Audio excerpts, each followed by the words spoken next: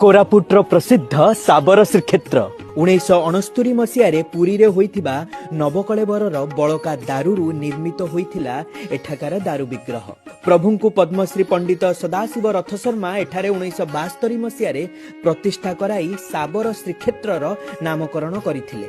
सेबेठारु एही क्षेत्र जिल्लार पर्यटन और धार्मिक क्षेत्र भावरे राज्य तथा देश सारा परिचित होइछि। आदिवासी परंपरा और रीतिनीति अनुसार एठारे पूजा पाई थांती महाप्रभु श्री जगन्नाथ, बड़ भाई बलभद्र एवं माँ सुभद्रा। एठारे परंपरा अनुसार प्रथमे शबर माने ही आनिथिबा फूल और फल पूजा पाई सारला परे ही साधारण भक्तंकर फूल फल पूजा करा जाई थाए।